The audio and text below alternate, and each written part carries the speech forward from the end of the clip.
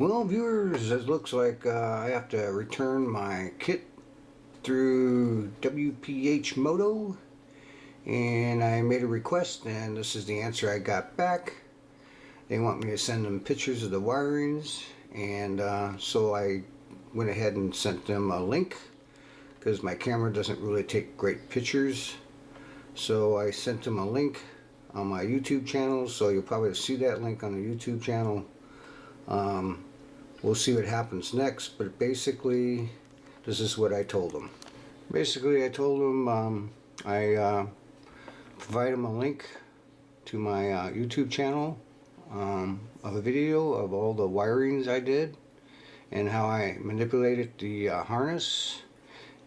Basically, at the bottom line was this kit may be above and beyond my capabilities, therefore I would rather return it and keep my simple 1000 watt 25 amp brush motor kit. And I apologize for any inconvenience and tell them that their support has been awesome.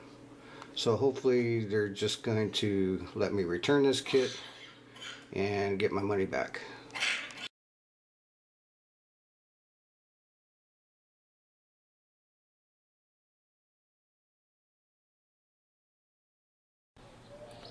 Well, viewers, it looks like I owe WPH Moto a big, huge apology.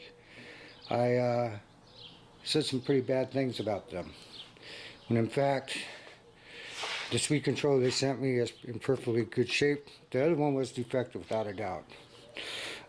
I did find a couple little problems. One was there was a couple pins on the controller side that pushed out. They weren't locked inside the socket, so I fixed those. I had another one of my own doing on the power switch and also on the throttle switch on the side that I did. I fixed those, so I hooked everything back up, and Lord behold,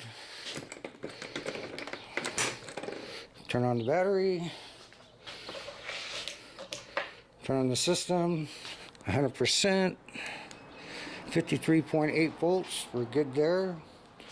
We'll put the forward reverse switch in neutral, so when I turn on this it shouldn't work, and it doesn't. Put it in the forward position.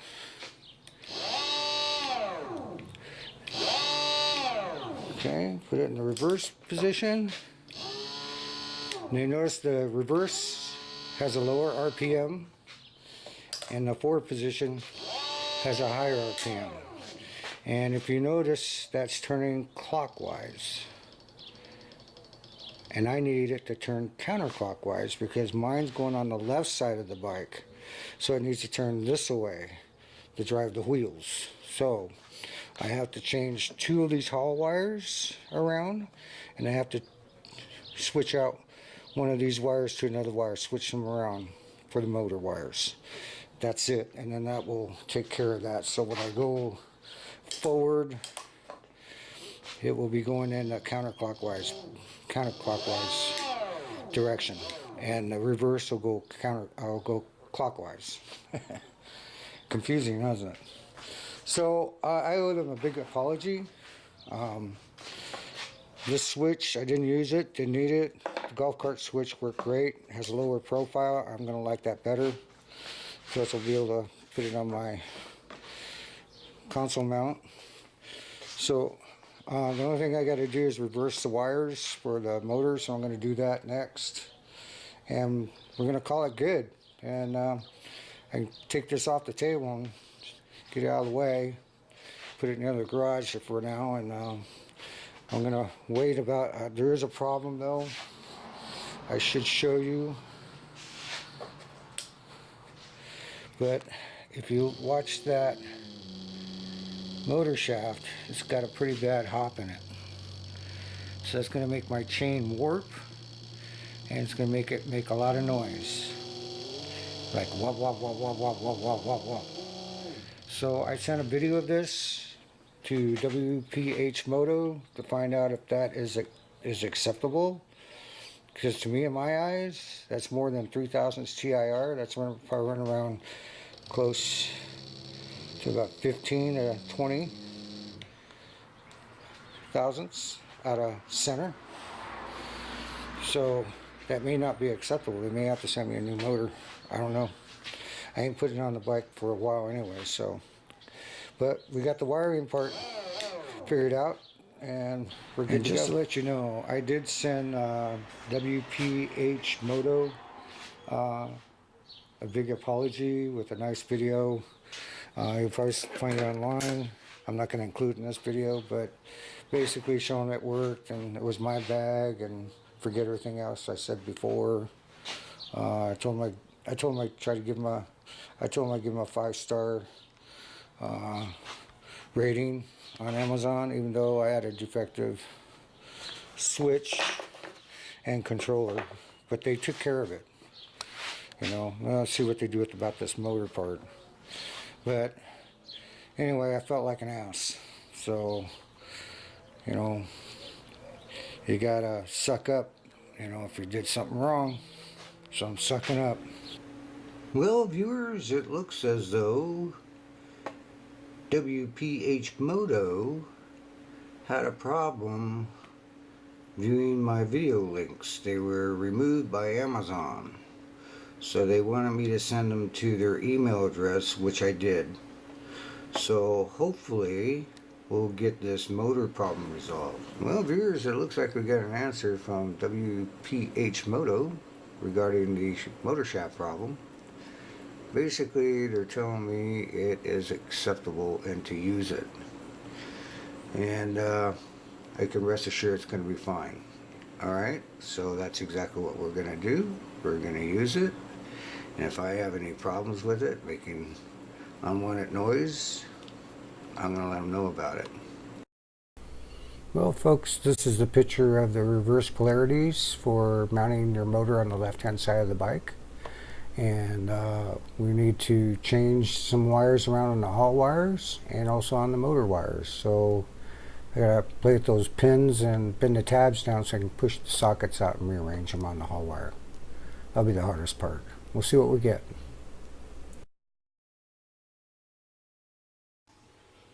Okay, viewers, we got, this is the hall wire. The black and red stayed in the same position, so we left those in the socket. We went ahead and removed these 3 wires, and the tabs are towards the front, and it was real easy to get in there with these little curved scissors and push on the top, and it bent the tab down so they would slide right on out. I don't know if you can see that, but I bent that tab back out, so all the tabs are ready to be snapped back in, but we just want to make sure that we get from the controller green to green, blue to yellow, and yellow to blue.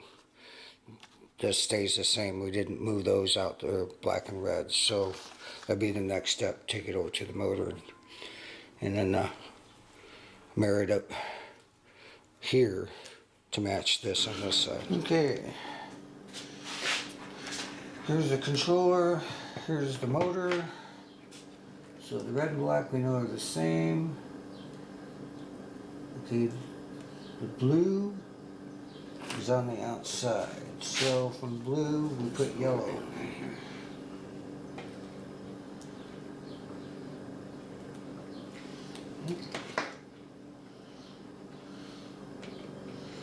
It's locked in. So we got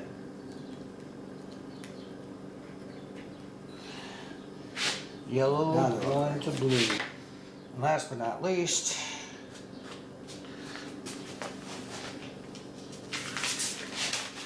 don't want to lose your map.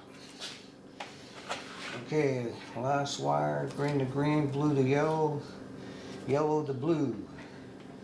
We did the yellow to blue, right? Okay, this one's gonna go blue to yellow. Yep. Okay, so where's the yellow at on this thing?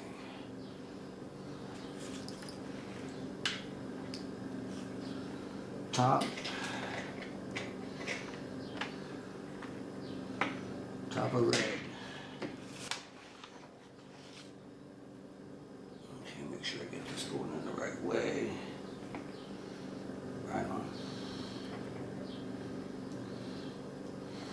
top of red. Okay, it's in tight.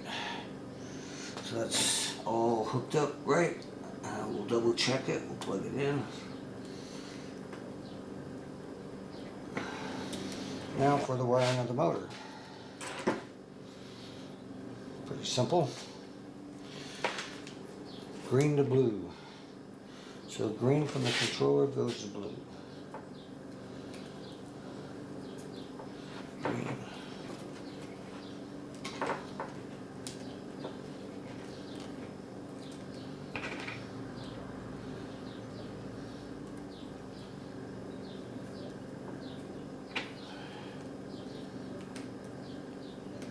Green from controller to blue motor. Green from controller, blue motor. Yellow to yellow. Simple.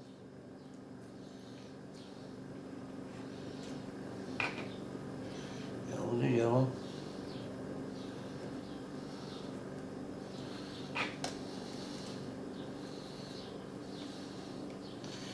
And blue to green. Blue to green.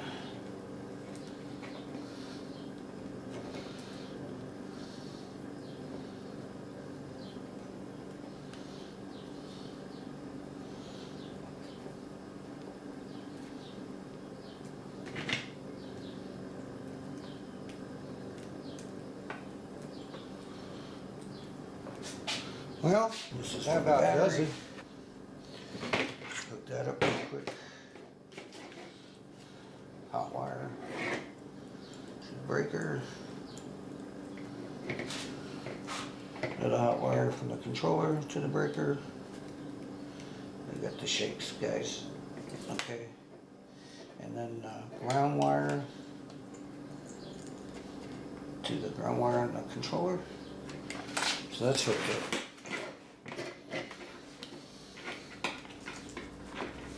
I want to hook it up to the battery again. Okay, now we're going to need to hook up the wires. And the first one is the power lock. So we need to find one for power. Indicator. Invert. Power. Right here. Check, make sure none of the pins are sticking out. Looks like it hooked in good. Next one. Throttle. Throttle.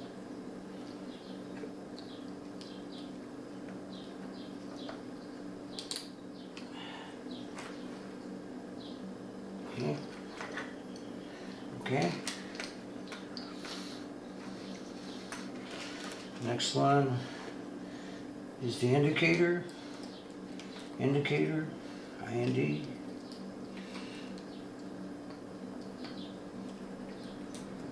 See, if they would have put labels on these, it'd be a lot easier. Because, like I said, none of the wire codes match up. See, like this one's black, yellow, and gray. I'm hooking up to yellow, red, and white. Okay, check the machine when the plugs came out. Oh, looking good. Well, viewers, we got this thing all wired up. Now let's see if it works, and let's see if we get, and forward it goes counterclockwise, and reverse it goes clockwise. Battery's plugged in. Turned on. Okay, the system's on. We got 54 volts. Let's put it in forward position, so it should go counterclockwise.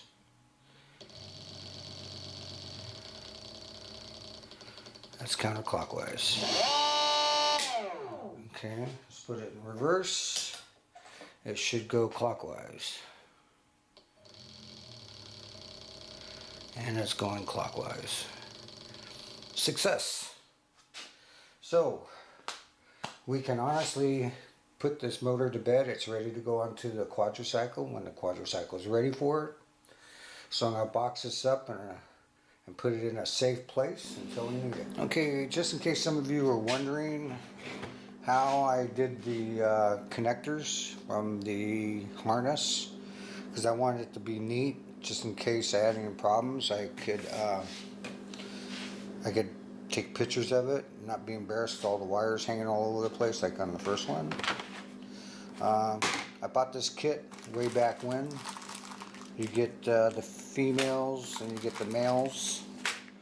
You get the males and female plugs for it. This one's a 9-wire plug. You got 9, 4, 2s, and 3s in here. I use the 2s and 3s a lot on this kit. I elected not to use them on my first motor I put in, because when you put those all together, they bulk up and it looks really bad on the bike as far as I'm concerned. So what I'll probably end up doing with this kit eventually, when I install it, I'll probably wrap the wires around together this way, not like this, but this way. Put some shrink tubing on the wire, wrap it up, solder it, tin it, slide it back over, and heat shrink it. That way I can group those wires up and it won't look so bulky. But I will leave a description, a link in the description below.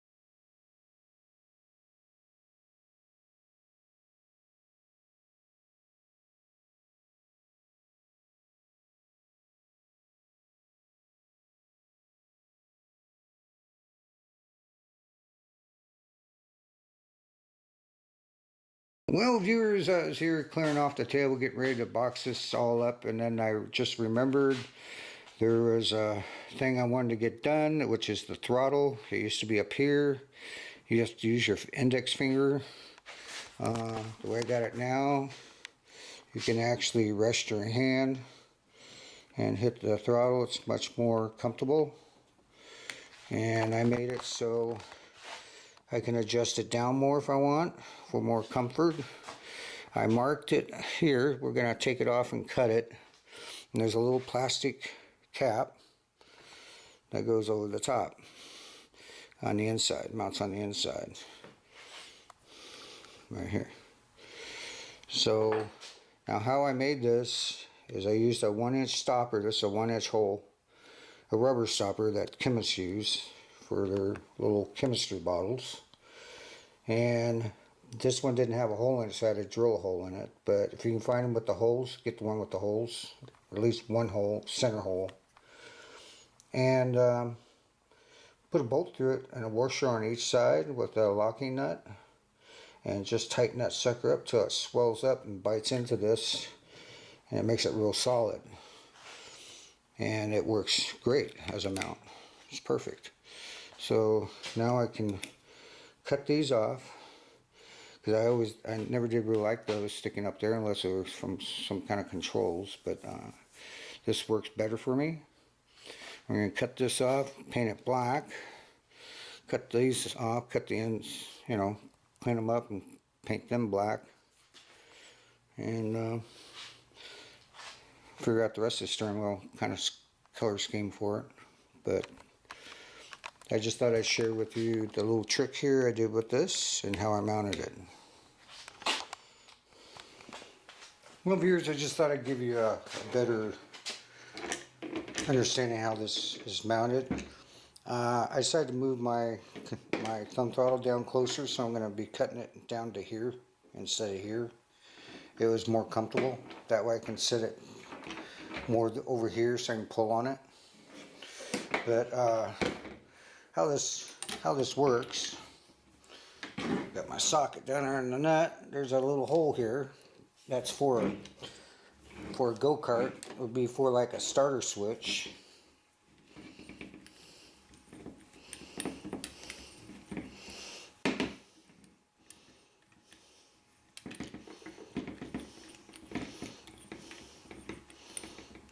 So I decided to take advantage of that hole and manipulate it to my needs.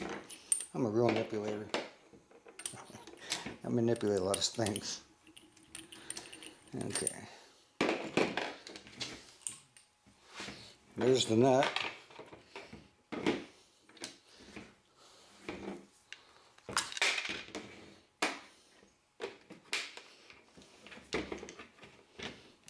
Here's the two washers. There's a washer here and a washer there. And what I did, the stopper was really long and narrow, so I just cut the stopper off where I'd get the best use out of it. So when this tightens down, it swells out and it holds this in place. So that's how it works. So I think I'm just going to leave the stopper on there for right now. And the screw comes in through this side. This has a hole in it. Let me just take it apart real quick.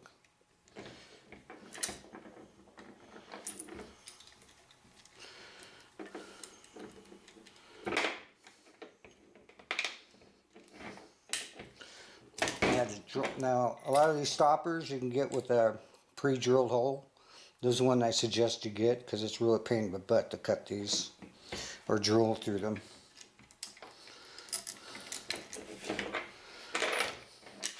But that's what the steering wheel look like.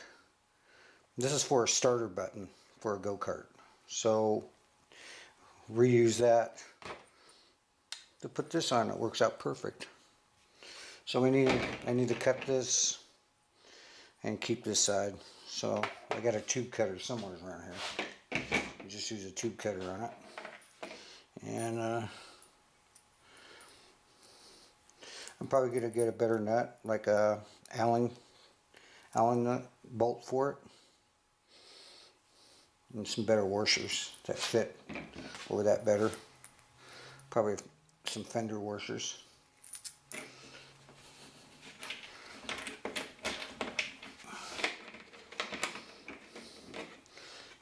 One of these washers is supposed to go underneath, but that's okay. Don't matter.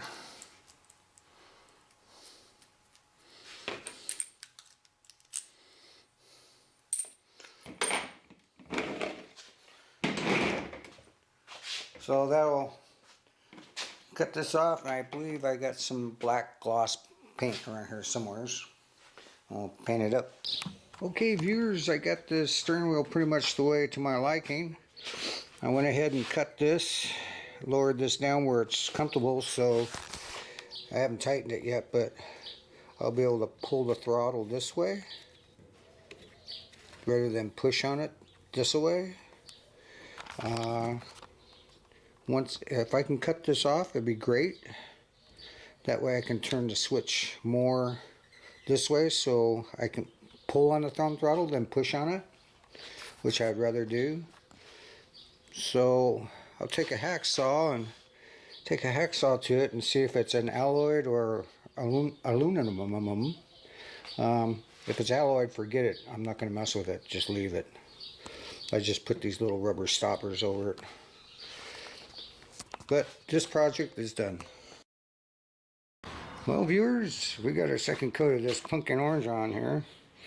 And it's a cloudy day, so it's not really giving it the brightness of the orange. But I'm kind of on the fence with this orange. I like it, but I don't like it. And I got thinking, you know, I could probably take back 7 of these cans and get red. I think I'm going to do this bike in red. And with the Metal Flake candy orange stripes, it's going to look pretty awesome. By the way, I just thought I'd point this out. This is a special tape. It's primarily made for doing striping. That's how I do it. I use this tape. It's a little bit expensive. That's like $7 right there, just for that little bit amount. I thought I ordered two, I only got one, so I have to look at my order. But what's nice about this tape, let's say you paint it, you paint over it, and the paint dries. What happens with a lot of tape, when you pull the tape up, it pulls some of the paint off the sides, so you don't get a straight line. Where this tape will pull away and not do that. Plus, you can do real tight turns with it. Like if I use this tape around here, I probably would never gotten these little, see that spot right there, down in there? I wouldn't have gotten out using this tape. So it's made for the automotive industry, basically, for taping off for competition stripes, stuff like that. So I thought I'd try it. I mean, I've used it before, it works good. I never had any problems with it. Comes up real easy. You're not fighting with the tape, trying to get the masking tape off like you would with the blue tape like this. I have problems getting the rest of this off. Where this tape comes off real easy, but it stays on real good and it doesn't bleed either. Where this, sometimes you don't get it down good on a good crease, the paint's going to bleed. This won't. So it's way worth the money. So that's not going to be enough. So I need another roll of that, and I think I'm going to go with a 1-inch roll as well. But I think these will work. You know what? I think I just could use this and just use the blue tape over that. So I think we'll be fine. Well, viewers, meantime, we're going to hit these weld spots. I'm going to go down to Harbor Freight. It's not far from where we live. And see if I can find a cheap grinding wheel that will take these weld marks out. You know, clean them up a little bit. And after we get that done, then it's just a matter of finish feathering out the frame, doing the spot primering, get that all done, then sand down the whole bike, you know, the top side. Sand it all down the best we can.